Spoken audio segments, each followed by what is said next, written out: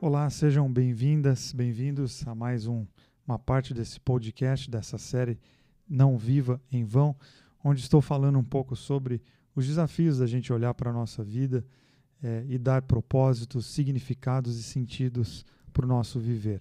Essa é a segunda parte, repito, caso você não tenha escutado a primeira, você pode procurar tanto no YouTube como no Spotify.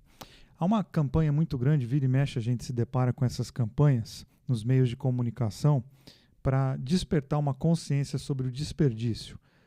Campanhas sobre, na época do inverno, por exemplo, campanhas para economizar água, não lavar o carro, não lavar a calçada, diminuir o tempo do banho, entre outras coisas. E nós deveríamos sim levar muito a sério essa questão do desperdício.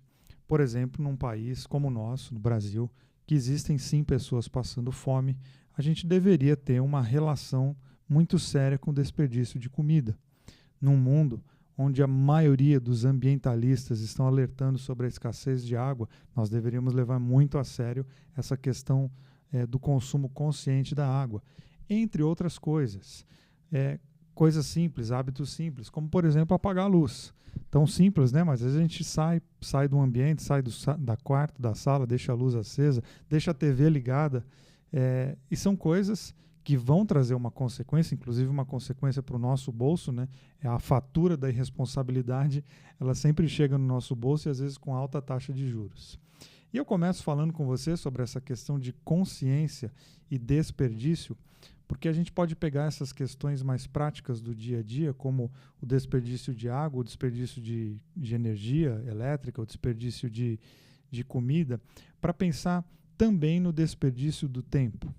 Como que você está vivendo, como que você está organizando o seu tempo, a sua vida, o seu dia a dia, como que você está planejando as questões da sua vida. É claro que nós não temos como planejar toda a nossa vida, mas é importante que a gente tenha, sim, um mínimo de consciência de como que a gente quer viver, um mínimo de planejamento. Porque os nossos dias passam rápido. Fazendo uma analogia com a torneira, nossa vida é mais ou menos como essa torneira aberta. É uma água que está indo embora. A nossa vida também está indo embora. E você pode falar, que cruel. Isso não é cruel. Isso não é crueldade, isso é a realidade. Nós fluímos no rio da existência e nada pode parar essa viagem. Então a questão não é parar o tempo, mas sim como que eu estou vivendo esse tempo. Como que eu estou vivendo a minha vida. Diante da inevitabilidade do tempo, diante da inevitabilidade da velocidade dos dias, como que o tempo passa rápido, eu preciso sim parar para pensar em como que eu estou vivendo, para que de fato eu não viva em vão. Porque, como falei na primeira parte desse podcast, é possível a gente viver em vão, é possível a gente deixar a vida escorrer por entre os dedos, é possível a vida sim se tornar um suceder de dias vazios e sem sentido. Mas o contrário também é verdade. É possível a vida ter sentidos, é possível a vida ter propósitos, e isso é nós quem podemos dar. E essa é uma grande notícia, para mim é a melhor notícia, né? Qual o sentido da vida? Nenhum. A vida não tem sentido pré-determinado. Você é que vai dar sentidos, propósitos, rumos, destinos para você, de acordo com os seus desejos, com as suas possibilidades e também com o momento de vida que você está vivendo. Eu gosto demais de um texto do Rubem Alves, aliás, eu gosto demais do Rubem Alves, do legado acadêmico, histórico, conceitual, intelectual que ele deixou, capacidade dele de lidar com temas difíceis e às vezes de uma maneira tão poética. E ele tem um texto que ele escreve sobre essa perspectiva do tempo que está passando, e ele de uma maneira bem-humorada, poética e inteligente nos desafia a pensar na vida sob essa perspectiva de um tempo que está indo embora e por isso precisamos ficar alerta. O texto dele diz assim, abre aspas, minha formação filosófica impõe-me o uso preciso das palavras, porque as palavras devem revelar o ser. E assim, usando de forma precisa as palavras, comunico aos meus leitores que ontem, dia 15 de setembro, eu desfiz 75 anos. Haverá leitores que se apressarão a corrigir meu uso estranho, nunca visto da palavra desfazer, atribuindo-o, quem sabe, a um início do mal do Alzheimer. Todo mundo sabe que para anunciar um aniversário, o certo é dizer fiz tantos anos. No meu caso, fiz 75 anos. Mas o verbo fazer sugere algo que aumenta, um crescimento do ser. O artista e o artesão fazem. Mas que ser aumenta com a passagem do tempo esse monstro que devora os seus filhos? O que aumenta é o vazio. Esses anos que o aniversariante distraído anuncia como anos que ele fez são precisamente os anos que ele desfez. O tempo que já passou, que deixou de ser, os anos que o tempo devorou. Por isso, acho um equívoco filosófico perguntar a alguém: quantos anos você tem? O certo seria perguntar: quantos anos você não tem? E ela responderia: não tenho 42 anos, não tenho 28 anos. Por esse número de anos indica precisamente os anos que ela não tem mais. Nos aniversários, então, a maneira correta de se dirigir aos aniversariantes é perguntando-lhe: quantos anos você está desfazendo hoje? Fecha aspas. Li para vocês aqui uma parte do texto Desfiz 75 anos, do Rubem Alves. É claro que ele brinca de uma maneira super inteligente com as palavras, mas a reflexão que fica é: sim, nós estamos nos desfazendo, porque o tempo está passando. E a grande pergunta é: como que eu estou me desfazendo?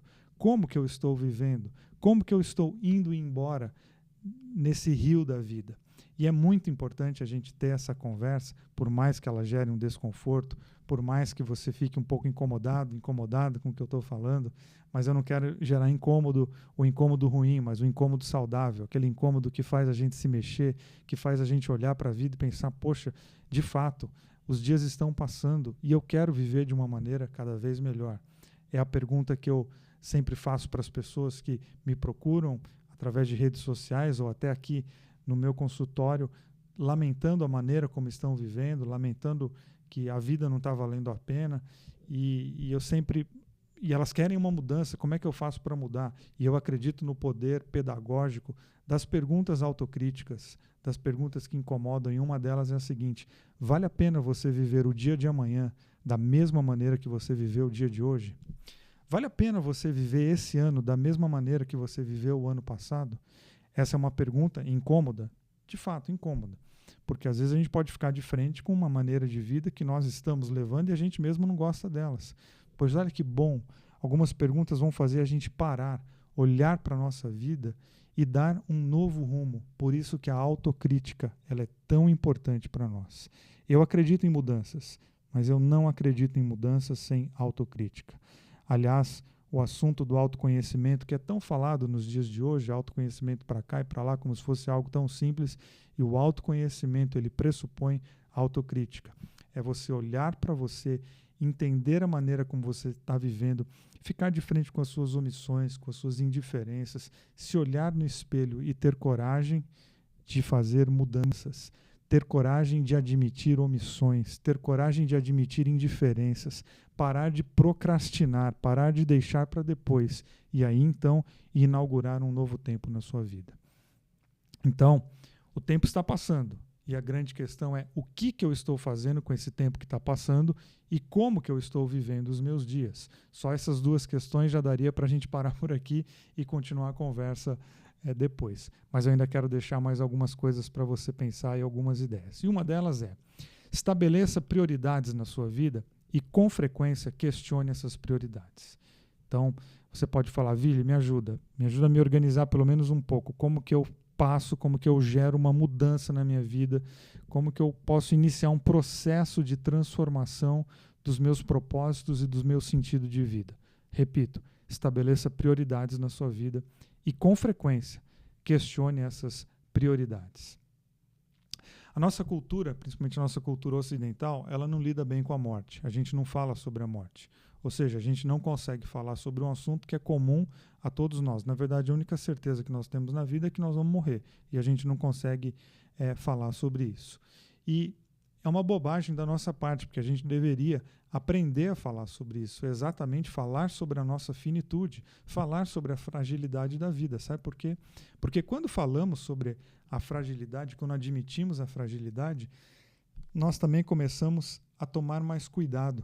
A gente não banaliza a vida como se a vida fosse algo qualquer. Não, a vida é um presente e é frágil, ela é rápida, ela passa de uma maneira muito rápida, muito voraz, os dias vão embora. Então eu tenho que pensar, já que essa vida é frágil, já que ela é rápida, quais são as minhas prioridades, porque as minhas prioridades vão sim determinar a qualidade da minha vida, inclusive as minhas prioridades diárias, são elas que determinam qual é o sentido da minha vida. Né? Esse é um exercício muito legal, que você pode falar qual é o sentido da minha vida, e eu respondo para você. Quais são as suas prioridades do dia a dia? Porque aquilo que você faz no dia a dia e como você vive o dia a dia revela qual é o teu sentido de vida. Quero propor um seguinte exercício para você, e não sugiro esse exercício como brincadeira, porque sei que existem pessoas que estão vivendo uma realidade, essa realidade que vou propor aqui para você, que é uma realidade possível a todos nós, a mim, a todas as pessoas que estão me ouvindo. Imagine que você receba do médico a informação que lhe resta apenas 6 meses de vida. O que você faria? Quais seriam as suas prioridades? Onde você investiria os seus próximos 6 meses de vida? Qual seria o seu foco? E eu acredito que, diante da confirmação médica de que teríamos pouco tempo de vida, nós concentraríamos nossas energias nas coisas que de fato têm valor. Nós priorizaríamos os afetos, as pessoas, talvez daríamos mais valor às coisas simples, daríamos mais atenção para os nossos filhos, daríamos mais atenção para os nossos pais, para os nossos amigos, deixaríamos as coisas materiais mais de lado, não ficaríamos nos entregando às coisas fúteis. Pois olha só, será que a gente precisa de um diagnóstico médico para rever as nossas prioridades? Por que a gente não revê as prioridades com saúde? Por que a gente não revê as nossas prioridades agora, enquanto a gente está aqui conversando? Eu não sei o que você está fazendo agora, talvez você esteja dirigindo, indo para o trabalho, voltando do trabalho, ou você está em casa procurando emprego, ou você está correndo, fazendo exercício, não sei o que você está fazendo, mas toda hora é hora da gente rever as nossas prioridades, porque as nossas prioridades revelam a nossa qualidade de vida. Eu gosto muito de um poema chamado Instantes, atribuído ao Jorge Luiz Borges, e o poema diz assim, abre aspas: se eu pudesse viver minha vida novamente, na próxima, eu trataria de cometer mais erros. Eu não tentaria ser tão perfeito. Relaxaria mais, seria mais tolo ainda do que tenho sido. Na verdade, bem poucas coisas levaria a sério. Seria menos higiênico, correria mais riscos, viajaria mais, contemplaria mais entardeceres. Subiria mais montanhas, nadaria mais rios, iria a mais lugares onde nunca fui. Tomaria mais sorvetes e menos lentilha. Teria mais problemas reais e menos problemas imaginários. Porque eu fui uma dessas pessoas que viveu sensata e profundamente cada minuto de sua vida. Claro que tive momentos de alegria, mas se eu pudesse voltar a viver, trataria somente de ter bons momentos. Porque, se não sabem, disso é feita a vida. Só de bons momentos. Não percam o agora. Eu era um daqueles que nunca ia a parte alguma sem um termômetro, uma bolsa de água quente, um guarda-chuva e um paraquedas. E se voltasse a viver, eu viajaria mais leve. Se eu pudesse voltar a viver, começaria a andar descalço no começo da primavera e continuaria assim até o final do outono. Daria mais voltas na minha rua, contemplaria mais amanheceres e brincaria com mais crianças, se tivesse outra vez uma vida pela frente. Mas já viram, tenho 85 anos e estou morrendo. Fecha aspas. Repito, será que é diante da confirmação de que nós estamos passando, que a gente tem que organizar a nossa vida? Será que a gente precisa viver muitos anos para fazer isso? Não. A gente deveria organizar a nossa vida e rever os nossos valores todos os dias. Por isso que eu falei para você, estabeleça prioridades. E vira e mexe, questione as suas prioridades. Por quê? Porque nós podemos sim ser traídos pelos nossos momentos, a gente pode, às vezes, dar valor para algumas coisas que não tem valor algum, por isso que a gente tem que decidir e depois ficar assim questionando as nossas decisões. Eu não estou propondo que você se encha de funções e faça muitas coisas e deixe sua agenda repleta de compromissos. Não, até porque se ocupar não é sinônimo de uma vida significativa. Se ocupar simplesmente significa que você está com a agenda cheia. É que hoje em dia ter agenda cheia é sinônimo de status. Aí é uma questão, você quer ter uma vida feliz ou você quer ter uma vida de status onde você vai agradar a torcida? Estabeleça prioridades. porque você não tem todo o tempo do mundo. Que, aliás, essa frase é muito engraçada, né? Eu não tenho mais, se você é da minha idade aqui, eu tenho 45 anos, para a tua informação, a gente diz, eu não tenho mais todo o tempo do mundo. Não, a gente nunca teve todo o tempo do mundo e ninguém tem todo o tempo do mundo. Aliás, a gente nem sabe quanto tempo a gente tem. Por isso que é tão importante o recado do Legião Urbana, né? É preciso amar as pessoas como se não houvesse amanhã. Por quê? Porque se você parar para pensar, na verdade não há. Quer dizer, a gente tem amanhã, eu não sei. O que eu tenho é o agora. Eu preciso viver agora da melhor maneira possível. Tome muito cuidado para que a necessidade de impressionar os outros, de gerar uma agenda que ela é cheia, simplesmente para poder dizer que você está com a agenda lotada, não acabe transformando isso no seu sentido de vida. Porque lembre, qual é o sentido da vida?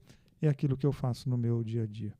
A gente precisa aprender a parar, a questionar, a se autocriticar e refletir quais são os rumos que nós estamos dando para a nossa existência. Por isso que é tão lindo o poema do Lenine. Eu sou fã demais do Lenine e tem uma música dele que ele fala sobre a raridade da vida e a letra diz assim: mesmo quando tudo pede um pouco mais de calma e até quando o corpo pede um pouco mais de alma, a vida não para. Enquanto o tempo acelera e pede pressa, eu me recuso, faço hora e vou na valsa. A vida é tão rara. Enquanto todo mundo espera a cura do mal e a loucura finge que isso tudo é normal, eu finjo ter paciência. O mundo vai girando cada vez mais veloz.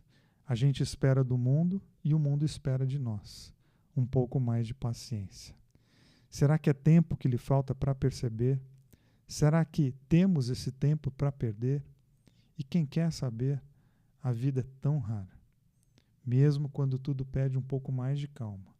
Mesmo quando o corpo pede um pouco mais de alma. Eu sei, a vida não para, a vida não para não. Ou seja, nós temos pouco tempo para perceber que a vida dura pouco tempo. E sim, nós devemos ter em nosso coração que a vida é frágil, porque tudo que é frágil nós revestimos de cuidado para que não se quebre. O que estou dizendo para você, né? Você pode falar, Vili, mas você está dizendo que a vida é frágil, que nós estamos nos desfazendo, que nós temos pouco tempo. Sim, mas isso não é para gerar pânico. Isso é para gerar sensibilidade. Isso é para gerar cuidado. Para você não tratar o dia de hoje como um dia qualquer, como mais um dia, mas como o dia de fazer coisas bonitas, como o dia de fazer coisas especiais, como o dia de surpreender a rotina, como o dia de você fazer para outra pessoa algo bonito. Não deixe para sexta-feira um jantar que pode ser feito na segunda, não deixe para o ano que vem algo que pode ser feito agora, porque o dia se torna especial a partir das nossas decisões e a partir das nossas motivações para nós mesmos e para com os outros. Vou encerrar com uma frase que eu gosto demais do José Saramago, que ele diz assim: não tenhamos pressa, mas não percamos tempo.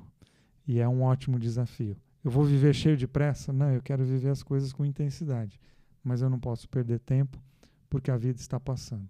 E a vida é exatamente esse equilíbrio, essa gestão de emoções, gestão de tempo, gestão de finanças, é uma gestão de tudo. E eu e você temos sim condições de fazer isso com a nossa própria história. Espero que esse bate-papo tenha feito bem ao teu coração. Eu sou o Vili Fomin. Caso você ainda não tenha participado aqui, escutado nenhum podcast, tem outros podcasts aí à sua disposição, outros temas. Repito, esse aqui é o segundo de uma série Não Viva em Vão. Espero que tenha feito bem a você. Se fez bem, peço que você compartilhe. Se você estiver escutando no YouTube, deixe o seu like, porque isso ajuda na divulgação do meu canal.